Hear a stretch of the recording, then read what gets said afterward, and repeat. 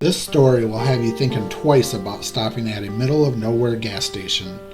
I was relocating across Texas and as I normally do, was driving through the night to skip traffic, and because it's more serene that way. I was driving straight through central Texas going northwest, so seeing the hill country change to desert in the full moon was super cool. Anyways, I was driving with my now ex-wife and we were running low on gas.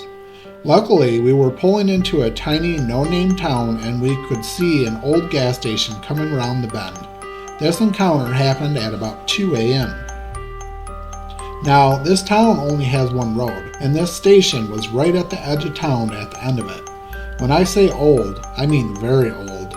The type that you have no option to prepay. You simply flip up the handle of the machine and you hear the pump inside start struggling to get gas from the reservoir. It had the old style ticker readers too, not a thing electrical on it. I, being the young man I was, had never seen one before, so I walked into the store to buy the gas before I pumped.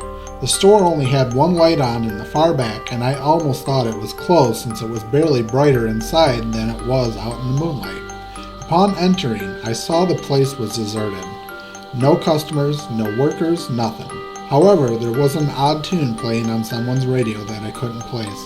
An old-sounding, upbeat piano piece was playing somewhere around the corner inside, and I heard shuffling once I walked closer to the source. This place made me feel scared. Not the, whoa, is this creepy scared, but the all hairs are on end, something is seriously wrong here, but I can't figure it out, kinda scared.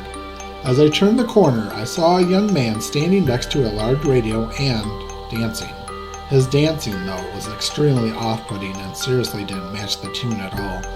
Though the radio was cranking out what sounded like ragtime, this guy was running his hands up and down his body and pretty much feeling himself, with his eyes closed in what looked like bliss. He was going far slower than the music and definitely wasn't on tempo. For some reason, I couldn't speak. I couldn't even move. I was in a trance as every part of me screamed to turn and leave. Finally, I said, "Excuse me, I just need some gas." The guy kept dancing. I said it a little louder and he finally slowed down a bit, opened his eyes, and focused on me. But it was like he was looking at a finely cooked steak. He was looking almost through me, and he silently walked to the register, not saying anything. I said, just $20, please." He, again, didn't say anything and just stood behind the ancient register, so I just figured maybe he didn't speak the language or was embarrassed I caught him dancing. So I laid down the money on the counter and went outside hoping he'd turn on the pump. I filled up, told my wife about the weird-ass scene in there, and turned off the pump.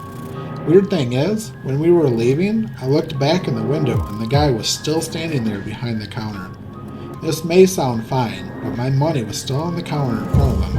It was like he was a robot and he just turned off once I left. This is where it gets super weird. A couple of months later, I was driving back to San Antonio to visit my family, and we figured we'd stop at that old gas station to see it in the daytime. You know, since it had become somewhat of a running joke between us. We pulled into this tiny town and the thing was gone. The lot it sat on at the end of the road wasn't even there. It was just grass. No rubble, no old pump, no lighting, nothing.